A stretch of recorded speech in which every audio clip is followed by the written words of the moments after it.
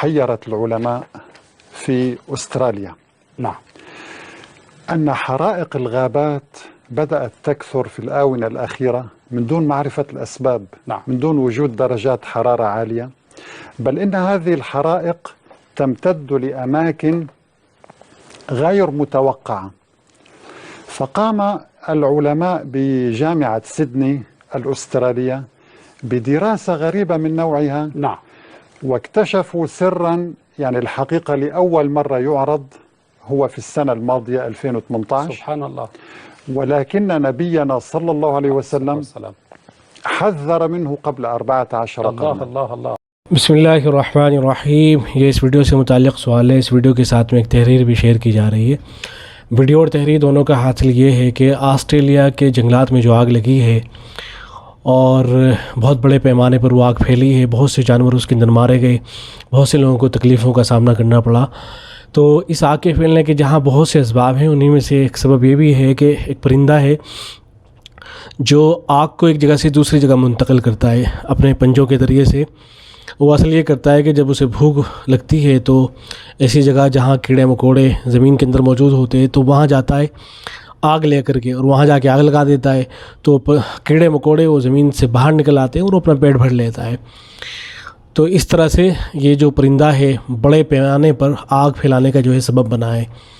تو اب یہ کہا جا رہا ہے کہ اس پرندے کا ذکر حدیث کے اندر آیا ہے. اللہ کے نبی صلی اللہ علیہ وسلم نے اب سے 1400 سال پہلے اس کے بارے میں بتا دیا تھا اور فرمایا تھا کہ اگر تم احرام کی حالت میں بھی ہو تب بھی جو ہے اس کو مار دینا. تو سوال یہ کہ کیا کوئی اس طرح کی روایت موجود ہے؟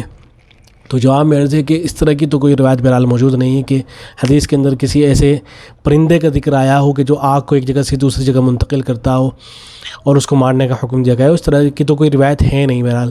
البتہ چونکہ یہ کہا جا رہا ہے کہ یہ جو پرندہ ہے در حقیقت یہ چیل ہی ہے، جو آگ کو پھیلانے کا سبب بن رہی ہے وہ چیل ہی ہے در حقیقت. تو یہ جو بات کہی جا رہی ہے تو چیل کا ذکر ہے حدیث کے اندر. اللہ کے نبی صلی اللہ علیہ وسلم نے کچھ جانور ایسے ہیں کہ جن کو مارنے کا حکم فرمایا ہے، یہاں تک کہ اگر آدمی حرم میں بھی ہے، حدود حرم میں، تو وہاں بھی ان کو مارنے کی اجازت ہے. یہ روایت بخاری شریف کے اندر ہے اور حدیث کی دوسری کتابوں کے اندر موجود ہے. اللہ کے نبی صلی اللہ علیہ وسلم نے ارشاد فرمایا کہ 5 جانور وہ فاسق ہیں، ایذا پہنچانے والے ہیں، تکلیف پہنچانے والے ہیں. اور یقتلن فی الحرم، انہیں حرم میں بھی جو ہے قتل کیا جا سکتا ہے.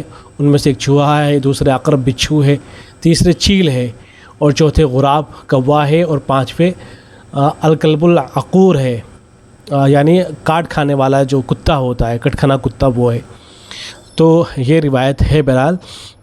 البتہ اس میں بھی کوئی اس طرح کی بات موجود نہیں ہے کہ چیل کو اس لیے قتل کر دینا چاہیے اس لیے کہ یہ آگ کو ایک جگہ سے دوسری جگہ پہنچاتی ہے. اس طرح کی کوئی بات نہیں ہے. بس اتنا ہے کہ ان 5 جانوروں کو قتل کرنے کی اجازت دی گئی ہے. حدود حرم کے اندر بھی ان کو مارنے کی اجازت دی گئی ہے. تو یہ روایت چونکہ موجود ہے لہذا اس کو سامنے رکھ کے یہ بات بیان کی جا سکتی ہے کہ اللہ کے نبی صلی اللہ علیہ وسلم نے چیل کو مارنے کا حکم فرمایا اس لیے کہ تکلیف پہنچانے والا پرندہ ہے، اس سے تکلیف پہنچتی ہے. اور ماضی میں تو اس سے چھوٹے پیمانے پر تکلیف پہنچا کرتی تھی، لیکن اب ہم یہ دیکھ رہے ہیں کہ اس سے اتنے بڑے پیمانے پر بھی تکلیف پہنچ سکتی ہے کہ اس طرح سے ہزاروں جانوروں کو مارنے کا یہ جو ہے سبب بن سکتا ہے. تو لہذا اس طرح سے جو ہے اس روایت کو اگر کوئی بیان کر رہا ہے تو اس میں کوئی حرج کی بات نہیں ہے، اس لیے کہ یہ روایت تو بہرحال موجود ہے. لیکن جو خاص کسی اس طرح کے پرندے کی بات ہو رہی ہے جو آگ کو ایک جگہ سے دوسری جگہ منتقل کرتا ہو، اس طرح کی کوئی روایت نہیں ہے.